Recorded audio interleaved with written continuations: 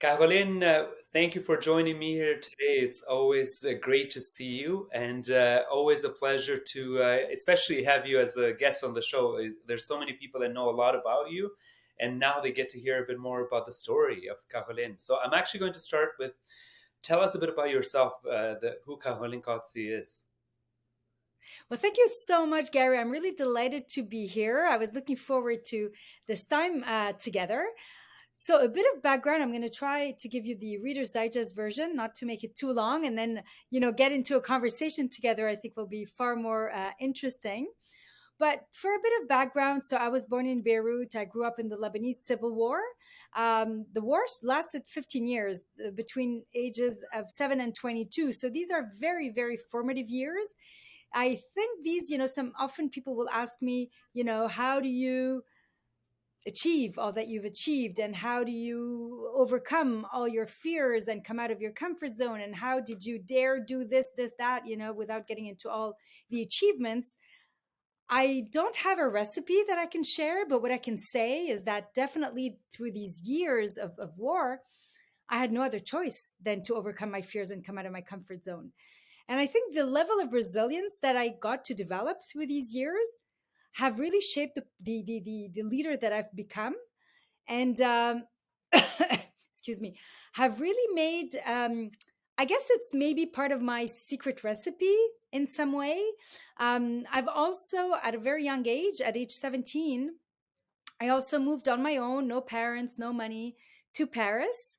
My parents stayed in Lebanon, always close to me and close to my heart.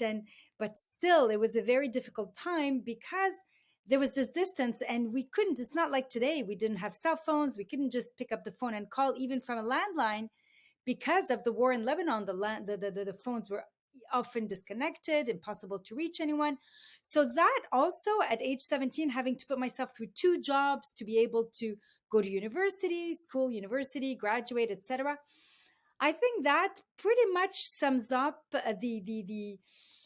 the obstacles, the difficulties that I've had to overcome. But quite frankly, Gary, I don't think I do it any differently. When I look at it, in hindsight, I think to myself, this has really allowed me to become so much stronger than I could have ever, because really, you don't know how strong you are until you have no other choice. And although I don't wish that upon anybody to have to go through what I went through, I I don't detest the life that I had. I actually think that I've learned so much, and the Lebanese people are such a positive and optimistic people that never ever did I pity myself or did I worry about the future. Um, I just, swim or sink situation. I think I, won that race. And what a race it's been, Caroline. And I must say, certainly resilience is built by going through difficulties. And it's sometimes one of the challenges we have to think about as parents, saying, how do we make sure our kids share that, right? Without, you don't want them going through any experience of that nature. God forbid, wars are horrible to go through, but how do you actually instill some of this in them? And it's one of the hardest things is learning how to do that without putting them through more hardship than necessary. Yeah, I couldn't agree more, Gary. And I think this is important because, what are we here for, right? Apart from being, having a legacy, and our children are the very first legacy that we want to leave behind, right? And so there is that danger of wanting to maybe be overly protective because we've gone through hardship. I've chosen to kind of do it differently because um, I was just so busy with work, and I was a single mom from the, young teenage years of my children. And I had two choices, and that was either give up everything and focus on my children and my career, but none of the other, extracurricular activities that actually will propel your career, or decide that I was going to explain to my kids, what real life outside of this, cozy home was, and make sure that they become very strong and strong contributors as citizens themselves. And I chose the latter. I got them to get involved as volunteers in the many charitable organizations that I was a part of. They got to see the good, the bad, and the ugly. They got to meet the people that we were helping through charitable organizations. They got to feel indispensable. They got to contribute as little volunteers from age 11. They started volunteering. So today, I can safely say that my kids, sitting on boards, and they both have a very successful careers and very successful family lives, private lives. I should say private lives. So they're not parents yet. So, um, but family life, and to me, that's extreme. That's always been very important, because I could have made sure that they had everything in terms of material needs, and I made sure they had everything. But I could have just let them do what they wanted to do, go to school, do their sports, and stop there. But I really decided to push them. And they know my story, obviously, very intimately. And it has served its purpose in my kids' lives as well. And it is a much longer story that for our encore podcast, we'll dive into it a bit more, because a lot of parents go through this. And Caroline, I know you've even written and been interviewed about the imposter syndrome, where you're trying to balance everything in life. You have family obligations, especially with some of the work you do with women in governance. It's especially harder on women. But the professional life, with balancing with career aspirations, and finding that balance is hard, but it often means that you are, with the right explanation around the children, it can be really the path to get there. Yeah, I'm and so, this is key. And I'm realizing that I didn't, as I was introducing myself, I'm realizing I didn't take the time to, I talked about my background and all that has to do with the war and my level of resilience. I also did a TEDx on resilience. It's in French though, but it has, I think, 140,000 views, something like that. So I think it's a very important topic, because I always say, being a leader, if you're not a resilient leader, you're not going to last, because there will always be issues. There will always be obstacles. And if you collapse every time and you can't get up really quickly, and if you can't get up even stronger than before you fell down, you're not going to go very far. So that's extremely key. And to me, careers has always been instrumental. I worked in the career management space for a decade, and then I focused more on women's careers, although, there was a time where it was executive careers. So men, women who were at the executive level. I was a vice president of one of the largest career management firms at the time. But then focusing in more on women's careers, this is when I decided to build Women in Governance, to give the women all the tools that they need to go through the glass ceiling, but also give all companies the means to close the gender gap in the workplace in a very concrete fashion through our parity certification. But that's a whole, you let me know how much of what you want to talk about, because that could be a whole different podcast. well, and I will get a bit more to career advice in general shortly, but I will focus a bit more on you one more time. Who are some of the most influential people in your life? And I was going to say pick one, but I know sometimes that's hard to force you to pick one. So you can have more than one if needed, Caroline. Oh, this is such a difficult question to answer. And by experience, I know this is when you go, oh, damn, did I forget this or that person? Or I should have said this, or should have said that. So let me put it this way.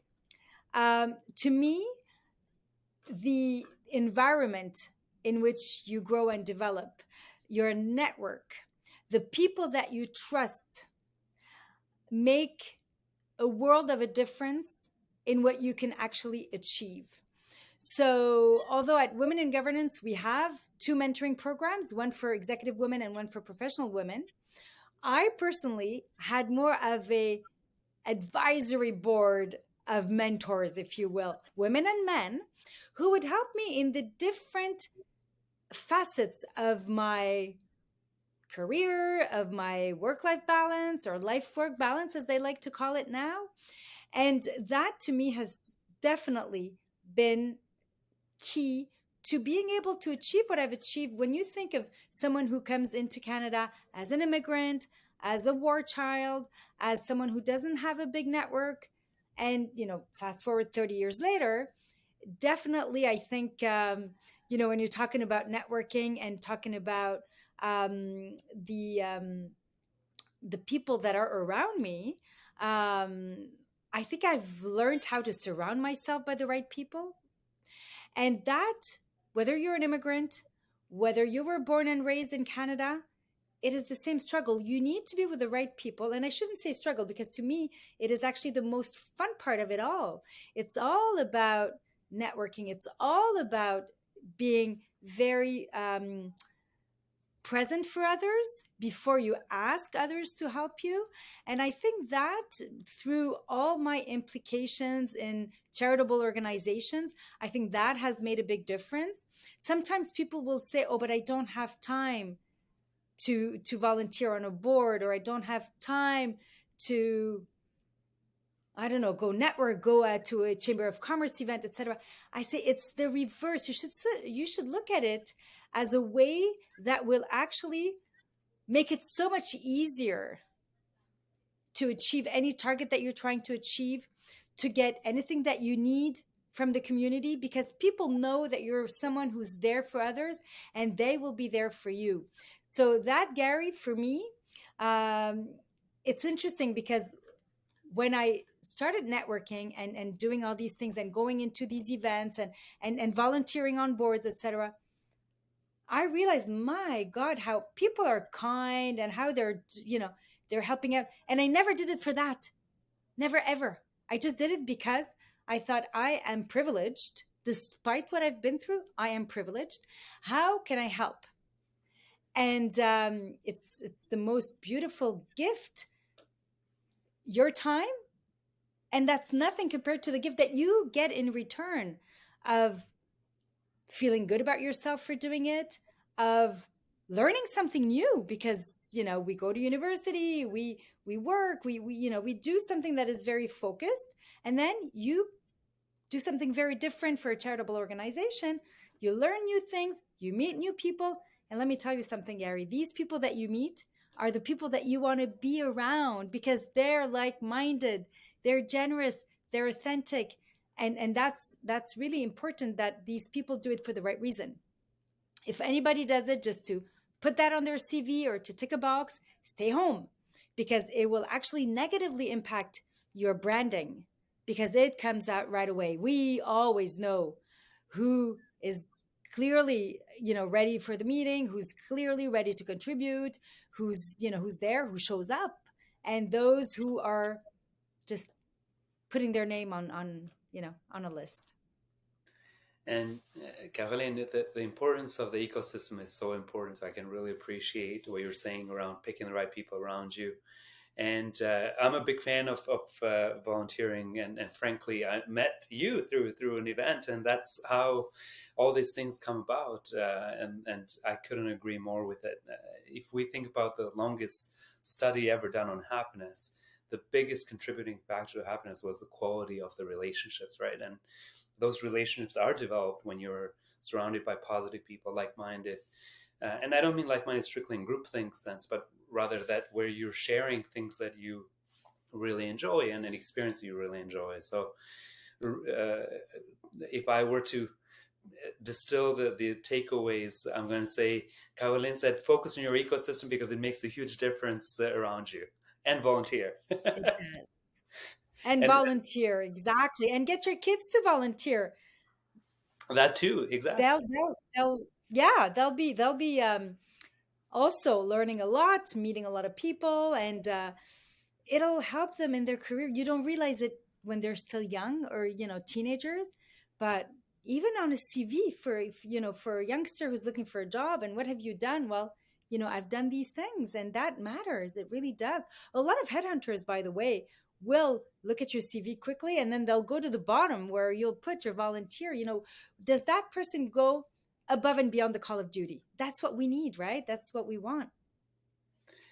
Caroline, I know you do a lot of speaking engagements, whether it's LinkedIn, whether it's TED Talks, whether it is with on a radio show that I believe is with a certain level of frequency, maybe weekly. Um, would Weekly. would you say it's a natural skill, or did you have to work on it? I do think it's a natural skill, but I also worked on it because, there's, you spoke about the imposter syndrome earlier. We all have that imposter syndrome in us, right? You get asked to, speak at a big conference. You get asked on national television. You get asked for a podcast. No matter what it is, you always wonder, especially when you begin, right? You always wonder, am I worthy of this? Why me? Am I going to be okay? Once you do it, you only see the flaws. You wonder, if what the other person or the people in the room, etc., really thought of it. So it's not easy to completely, be at ease at the beginning. Especially when you're someone who's got, this Madame Parfaite. You want to be perfect. You want to come across as in control. You don't want to make mistakes. You don't want to stutter. You don't want to forget the important points, etc. But practice makes perfect. There is absolutely no doubt. I've seen people who, would go on stage and their voice would shake. It almost makes everybody in the room uneasy because you feel for that person. You feel for what they're experiencing. You know that they're not comfortable, they're not happy, but they're doing it. And then when you see them again doing it, you think, wow, well, good for you for not giving up the first time. And then they absolutely get better with it. They absolutely do. And so there's many things that you can do to perfect your level of comfort. But the number one thing is repeat. Do it and do it and do it. And don't waste an opportunity. If you're ever invited to give a talk, to speak, to be on a panel, this is definitely the best way to up your profile. And at the end of the day, why do we want people to be more visible, to have a stronger branding and reputation? It's all about being seen as a rainmaker, being seen as the person that we're going to call for something important, being the person that we're going to call for an important mandate, for a new job, for a promotion. That also means that if you're comparing two people who have the same academic background and the same professional background, but one is better known, has a stronger branding and a really good reputation, and the other one is someone you've just met, well, the person that you're going to want to be ready to pay more is the person that you know is going to be a rainmaker, is going to be make a difference, etc. So it really does equate to more money, bigger titles, more power for those who are interested in more power. So there's, and then that is something that women are not always as good as men doing, self-promotion, talking about their achievements, sharing their big wins. Women tend to think that if you work really hard, someone's going to notice. Well, life is not as simplistic, unfortunately. And I've mentored a young woman who was in a very, very big company. And once we were having lunch, and she came really to the lunch, really, you could tell she was not happy. She was disappointed about something. And I said, what's going on? And she said, well, there's this guy that doesn't work half as hard as I do, who just got promoted to this new job. I'm shocked. And I said, okay, well, were you vocal about the fact that you were interested in this promotion?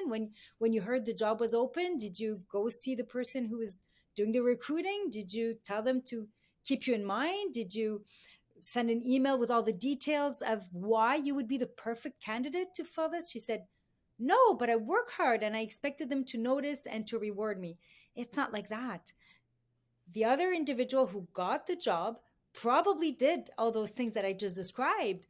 So, there's proximity bias. There's a ton of reasons why, the person who's doing the recruiting will go with maybe the more pushy person who's seems very, very self-confident and wants the job, than the woman who's saying nothing but working so hard in her office and not doing all the networking in the corridors and not networking with the right people. So it's equally important. Do a good job, be thorough, be excellent at everything you do.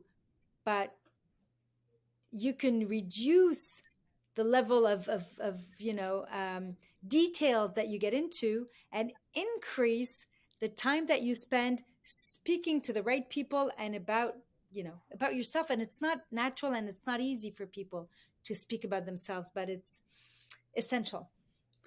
And I think being present, Caroline, consistently is important. So being out there, being present, really, I sometimes, because people sometimes joke around, say, "Oh, you know, you're still out there, about out and about, despite how big your sales team gets." And I say, you know, I want people to have that connection with me, that they can call me and have that comfort that they'll always be taken care of, and I will always be there for people, because that really gives anyone you're working with a sense of warmth and, frankly, top of mindedness. That you could have the best product in the world, you could be the best person in the world. Sometimes if you're not top of mind, it can be a deterrent. Oh, and that is so true, because people will always remember the last conversation they had, so, or the last tweet that they saw, or and it's funny because I was speaking this morning with a gentleman who was looking for a speaker, and said, well, it's sort of a what do you call it, like a speaker's bureau.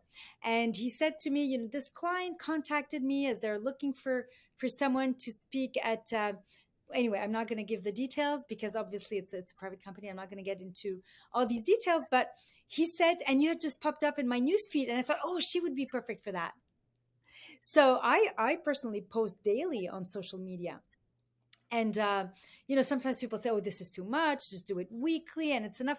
Sure, you're not going to just post to post. You're going to have some content that will be food for thought, that will have an impact, that you've got your own theme.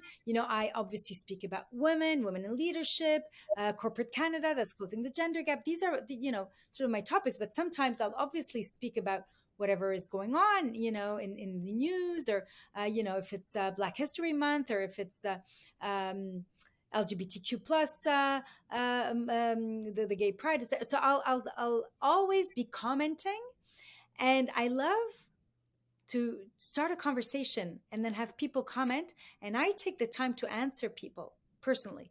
I do. And that's also, when you say no matter how big your BD team gets, you still want to show up. Well, that I think sets you apart, Gary, and that makes a huge difference, because people deal with people. And at the end of the day, you can say, it's women in governance and it's the organization, and there's, 16 people working there and they're all great. Yeah, but people need a face. They need someone that they can relate to. They need someone that they can, interact with. And, might as well be you, because otherwise it might end up being another organization that will take that space. And it is really competitive in the marketplace. There's organizations that do a variety of different things, not for profits that do a very different scope of work, but everyone has sort of a certain attention span, right? And you're always competing for that space, and you need to find the ways to stay top of mind. This is despite whether you're a not for profit, whether you're for profit. That's always, I Oh, mean, there's the absolutely. reason why big organizations have this market presence everywhere, is that they have to stay relevant and they have to stay top of mind. But Oh, absolutely. I was enjoying so much where we were going that I completely lost train of focusing on you at a personal level. And I have two more questions on that front, and then I'll go to some of the business advice. What is one childhood memory that you really cherish, that you really remember, Childhood memory that I cherish. or that you truly You know, remember that you enjoy? yeah, there's a lot of childhood memories that stay with me that I wish I could lose. But I think overall, the most beautiful thing and it's funny because it's linked to a song, but it's when my parents would put music, and I always danced. I was a ballerina from a very young age, and I used to dance on the balcony in Beirut. And every time I hear you, I mean, I'll give you the name of the singers. My dad's favorite singer, Julio Iglesias. And every time I hear Julio Iglesias, I think of my dad and my mom, and that is from And I get emotional just telling you the story, because that was before the war. So I must have been 6 years old. I started ballet at 5 or 4.5, 5 years old. And so I used to dance all the time. My father would put music and woof. Anyway, let's change topics because the Well, meal and thought. for all the young listeners out there, Julio is Enrique Iglesias' father, and Oh, yeah, so that is one case where the genetics did play out well in terms of talent. And Caroline, absolutely. So this is for me this is joy to its fullest. and part of the reason why I ask these questions as well is often when we meet each other in the business world, there's a bit of a facade. And I don't mean that in the negative sense, but you sort of only see one side of us, and we're multifaceted. And I try to break through in some of this podcast, like getting to know the person in the ultimate sense. And childhood is Hmm. certainly one of those. Yeah, What and I think it's so important because Gary, for years, I did not speak about my origins.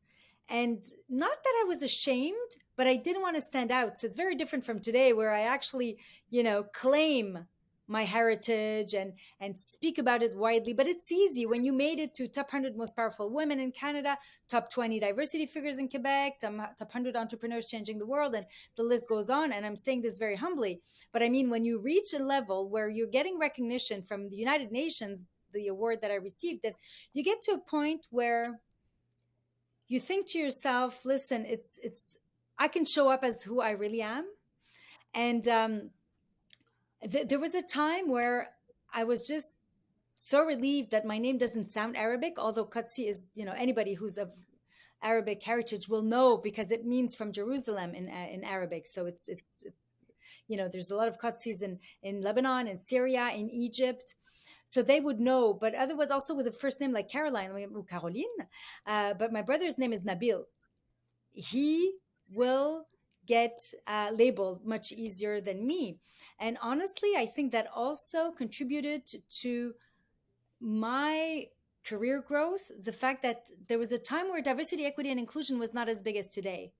And they preferred someone who's going to look like them, sound like them, study this, So at the time, I would say nothing. And I was just so scared that people would, because they used to do that when I was younger. And I'd say, I come from Lebanon. I grew up in the Lebanese Civil War. People would go, oh, poor you. It must be so hard. And that does not help resilience. When people start pitying you, they put you in a victim role. And that's the contrary of overcoming whatever issue you faced. How can you feel strong and able to bounce back if everyone is around you saying, oh, poor you? It's a horrible feeling. And once my career really, skyrocketed and I started getting awards and attention, I started being a lot more vocal about my past. And then it was a very, very different story. Nobody would say, oh, poor you. They'd recognize the added difficulty that I've been through, but they would also recognize the fact that it served me well in the end, and that's what we're focusing on. So to me, knowing people and their backgrounds, their life story, I think that's essential because you cannot fully trust someone that you don't really know. And so that's the basic of the pyramid of relationships is trust. And to trust, you have to know. And Caroline, I think that's why the push in the business community right now to embrace diversity is so important because it makes people far more comfortable to really tell the story about who they are without that worry about is there any prejudgment that is coming with it. And we're both Exactly. in businesses that we've been fortunate enough to deal with a fair amount of diversity, and it's been a true strength to our respective organizations. And I can't Absolutely. emphasize enough why that matters so much because you get this variety of thinking. You get people that, because of the circumstances they grew up in or experiences in life, they bring a sort of a point of view that you wouldn't otherwise have, and it's just so important. Well, exactly. And I mean, at the end of the day, if you only want people who think like you, look like you, I mean, look at yourself in a mirror and you'll get your answers to everything. But when you've got people around the table who challenge you because they think differently and they're actually bringing a different perspective, And this is how you are going to come up with the most innovation. This is how you're going to be making the most robust decisions. This is how you're going to penetrate new markets and create new products or services. It's with these different people around the table. And so women, men, minorities, people who've lived different things. And, we don't do it just because it's the right thing to do, just because, out of fairness for women or for visible minorities. It's not that. It's actually reaping the benefits from diversity and being able to manage your business in a way that actually really is a parallel to our society. So whatever you're doing, you're not in silo. You're working, you're selling your services, you're selling your products, you've got buyers. You want your team to mirror your clients. And it's going to have a very, very positive impact on financial performance. And we're not just saying this from the DEI lens. We're saying this from all research that demonstrates the positive impact on financial performance. So we're not at the stage of why do we need to do this? We're at the stage of how do we do this well? And this is where women in governance has a role to play. And Caroline, I could talk about this forever because it's a topic I'm very passionate about. But I mean, as Canadian, it's really coming upon us to really embrace this, because if you think about the history of our country, right, like people left because of political persecution, people that looked for an entrepreneurial edge, leaving their respective countries to try to do something different. And it's been the diversity of our origins has actually made us extremely successful in a national and an international scale, whether it's Canada, US. I think us relatively new countries in the Yes. sense that we are today, it's largely driven by that diversity. Oh, absolutely. Yes. So, and the last question about you personally, and then I'm switching gears. So, in growing up, you would have thought, I want to have this job when I grow up. I want to be this. And often it's very different than what we end up doing. So, what was it growing up that you wanted to be when you grew up? Well, it wasn't clear from my childhood years exactly what I wanted to do. The only thing that was clear is I had a very, very strong leadership, very developed leadership fibers, and that's from daycare days. And I always wanted to do something that was going to be have a positive impact on society. So when I came here to Canada, my career actually progressed very quickly, and I think in part because I didn't have the I wasn't burdened by some stereotypes. And I know it can sound contradictory because you might think, well, you're coming from Lebanon. So how did you think that you would? And I lived in France for a number of years, and it's quite a macho country as well. Uh, how did you think you were going to be able to progress and grimper les échelons, as they say in France, in French, grow your career so rapidly? And I think that in Canada, a lot of women from a very young age, from since they're young little children at daycare, at primary school, etc., are the information that they get is that they can do anything that they want, but they're different from boys. And so these are the disciplines that are recommended. This is where they would thrive. And it's completely wrong because even whether it's parents, whether it's teachers, they would direct little girls towards, human sciences, soft skills, and move them away from STEM disciplines when the reality is there was a time where women were highly dominating the IT industry. Think of the 50s, the 60s. It is thanks to women that we did space exploration. I mean, the NASA mathematicians were doing all the calculations, and not only were they women, they were Black women. And it's when the men came into the IT field that women started leaving it because there was sexism, misogyny. There were, you know, a number of issues that made it less safe for women to be in that industry. It is not at all because they're not framed in such a way that they could be really good, um, computer engineers. It's not that at all.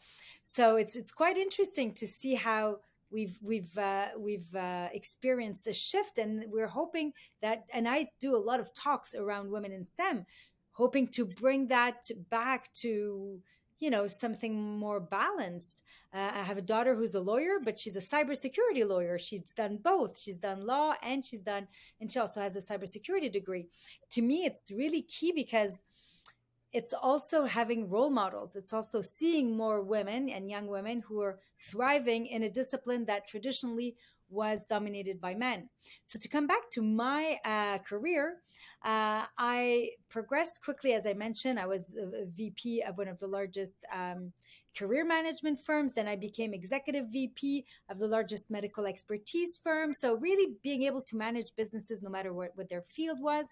And at the time, I was reporting to an all male pale stale board, and realizing how complicated it could be for most women to make it to the top echelon in any company. And this is when I founded Women in Governance in 2010.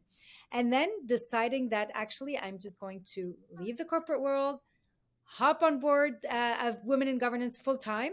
That was in 2017.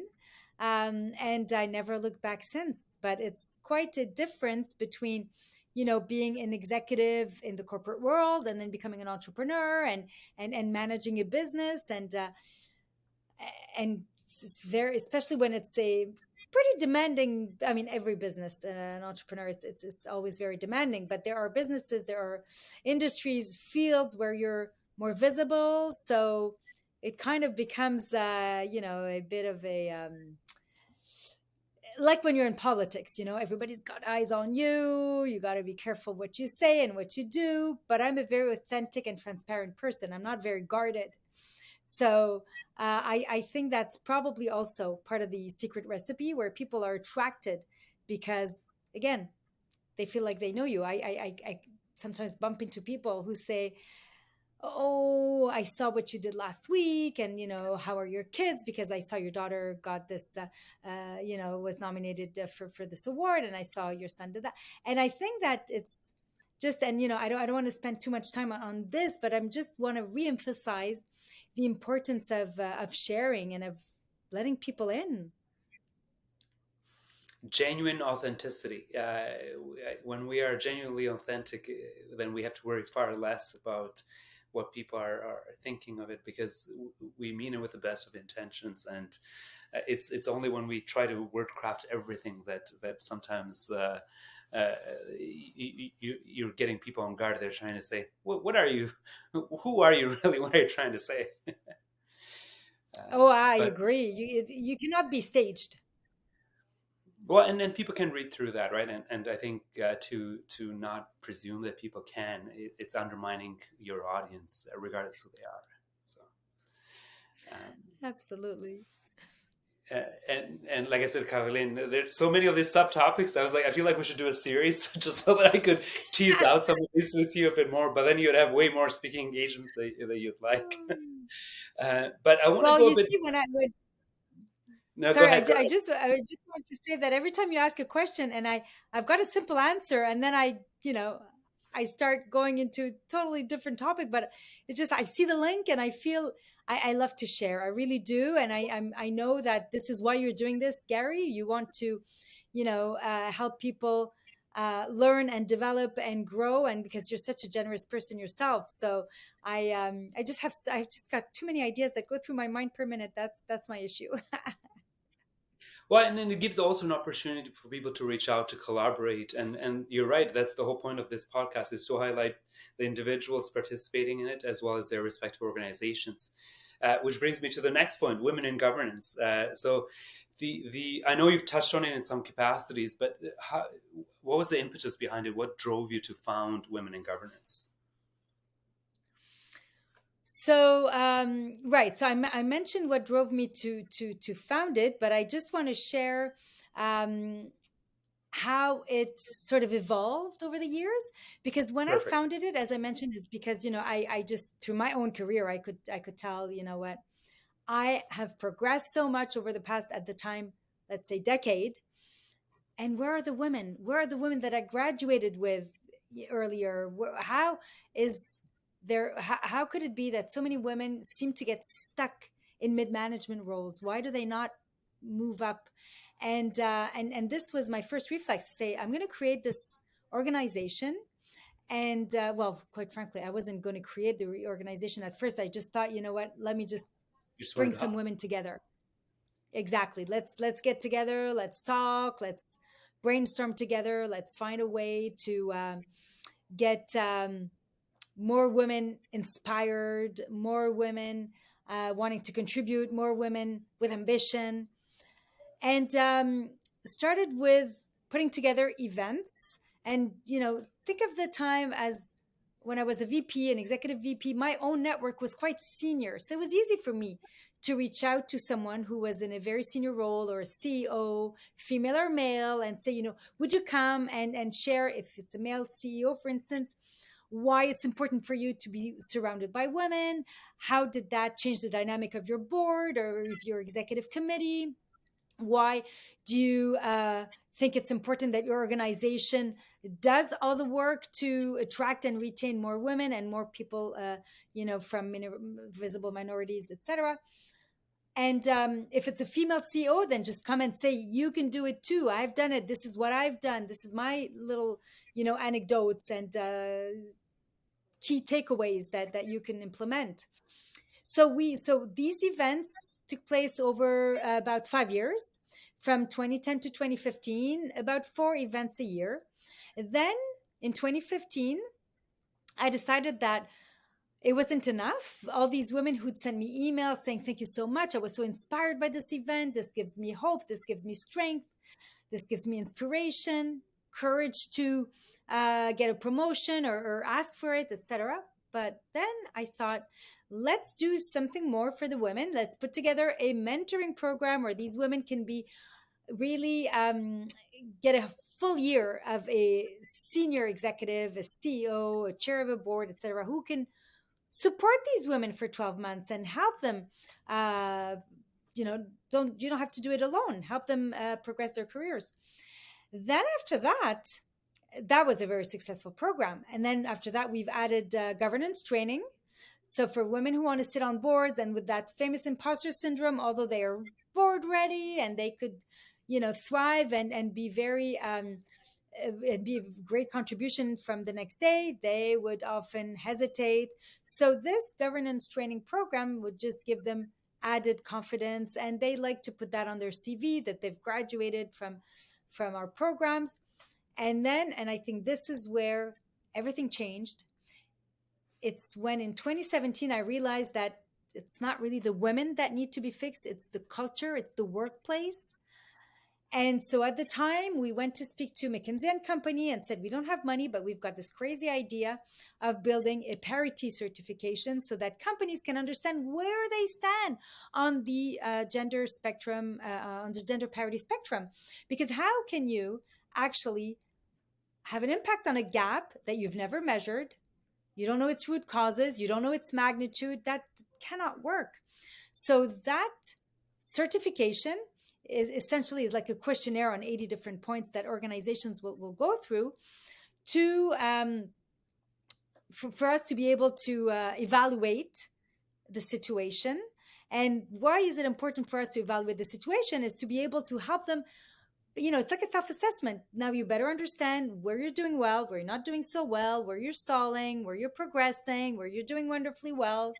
And you get a report with best practices, with benchmarking, with recommendations, and you submit year after year, and you keep progressing. And the benchmarking you get on, from year 2 is also relative to your own results the year before, not only the cohort, but your own results. So you can see in a heartbeat where you need to focus your efforts and what is going to yield results. And so this is, I believe, what really corresponds to concrete action to close the gender gap in the workplace. Today, 700,000 employees work for an organization that has been parity certified by Women in Governance in Canada and the US. And that to me is so much more important than hashtags or pledges or, great mottos on websites. That's all wonderful.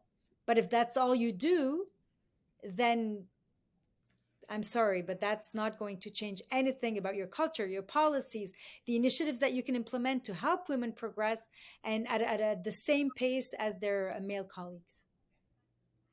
And for any of our listeners, for learn more about the noble work of women in governance, there's lots of information on the website and about the parity program. And I'm sure there's team members from Women in Governance that would love to connect with you about it. And Caroline, I'm switching gears just briefly because I'm conscientious of your time and I want to be really, but there are a couple of things I want the audience, whether it's women leaders or aspiring leaders, some productivity tips. They see you and the success with Women in Governance, but beyond that as well, whether it's with some of the not-for-profit world, whether it is just in everything that you do, including for the shameless plug of being on the board of advisors of Alexa. But how do you do it all? What are some productivity tips? Well, I always, everything I do, whether it's through my organization or my own personal life, I always measure the results of everything that I do. And I look at it from a profitability lens, but not just profitability / what is it that I can do in the least time that's going to have the best return? Because sometimes it's trial and error, right? You're going to do so many things and you're going to be exhausted and you're not going to understand how can I do all this? It's too much. And then you choose. Sometimes it's not realistic to say yes to everything. I have turned down more boards than I can think of. I've turned down more speaking engagements than I can think of, unfortunately, because I would love to clone myself and be everywhere all the time. I cannot. I think also for the parents, whether they're the mother or the father of young children, there's often a feeling of guilt. And you would know this, right, from being away and not spending enough time, etc. So when they're at the age where they understand why you do what you do, and you can get them involved, and that to me has been instrumental at a time where my ex-husband had moved back to France, and I thought, "Ooh, how am I going to do this? How am I still going to be involved on all these boards, all these charitable organizations, etc." And I thought, well, I can bring them along and we'll see. They're, at an age where they can maybe do some simple tasks. And I remember for the very first organization where I brought my children was the Missing Children's Network, where I was involved for a number of years. And I brought my children there and I said, you know what, they had a big event coming up and they needed inventory of they used to sell teddy bears with the Missing Children's Network t-shirt. And I said, count the number of teddy bears, write them. Then there's all these letters that you need to put in envelopes, etc. So they felt that they were doing something, they were contributing in some sort of way. And to me, it was a way of having some sort of quality time with my children in a different way, in a different setting. And it's funny because until today, my children, I had obviously the March 8th International Women's Day cocktail at the Ritz-Carlton. Both my children were there. And they always say, if we want to be sure to see our mom, we go at her events. She'll be there. And to me, it's wonderful that they can see obviously their mom in action. But we're a family. We're more than just homework. Well, at the time they're obviously both adults and working, but more than just the homework piece or the discipline piece. There's a lot more to it. So to go back to your productivity, how can you do it all? There's also the fact that I'm not a very big sleeper. I do about 6 hours a day. So I know it sounds crazy. I'm not recommending anybody do this. I'm just explaining that in my case, 6 hours is enough. So all of a sudden, I think I've got 2 hours over pretty much a lot of people. I know people who can do even 4 or 5 hours. That's not me. I get grumpy. But to me, that's more than enough. And I think everybody's different. You got to know yourself. You got to know, your limits. And I know a lot of people think I don't have time to go to the gym. Big mistake. Big mistake. I go to the gym 3 times a week, minimum. And that gives me the energy that I need to accomplish so much more. And then learn to delegate, learn to trust others, because otherwise you're going to impede your growth. If you want to control everything, and Gary, Alexa Translations has skyrocketed over the past couple of years. I mean, it grew tremendously. And if you want to keep everything, you know, if you want to control everything, then you're never going to be able to have that magnitude of an organization. So learn to let go of certain things, look at what is important and what can be delegated, and empower your team, empower the people around you. They are going to actually deliver much better results than if you say, no, I'll do this. No, you do, the uninteresting stuff. Let me do all the interesting stuff. That it can never work that way.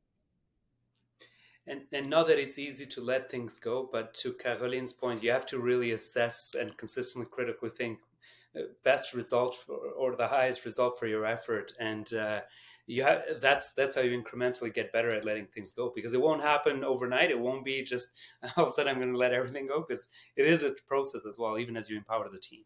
So absolutely. Caroline, I know we're over time, so I'm only going to ask you 90-second one word answers, or very short answers. What is your favorite word? My favorite word. Oh, it might take me 90 seconds. I have so many favorite words. I think it's resilience. Absolutely. My favorite word. No, I like it. Resilience. It's beautiful. And we call this the rapid fire question. So that's whatever first comes to mind. Don't overthink it. Okay. I'm not going to overthink. Okay. I'm sorry. Say that again.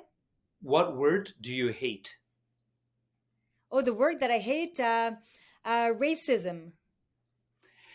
What word do you have a hard time pronouncing, if any? Serendipity. Well done. What is your favorite word in another language? Babushka. Babushka. I like it. How many languages can you speak? Oh, I can speak 4 and I can understand 6. And one word to describe yourself, if you could do it in one word. Passion. Passion. So appropriate. It's what I would have picked for you as well, Caroline. I really appreciate your time today. I had lots more questions that I had to be selective for, because we had to make the most of our time. But thank you for joining me on this episode of Firing on All Syllables. And you will see it published in short order. Wonderful. Well, it was such a joy, Gary. Thank you so much. And I'm really happy to have you in my very close network. And I encourage people to, find the Garys of this world around them. And, our collaboration has been nothing but fantastic since I remember before the pandemic, the very first time that you came into one of our galas. So wonderful friendship and working relationship and podcasts now. And sky's the limit.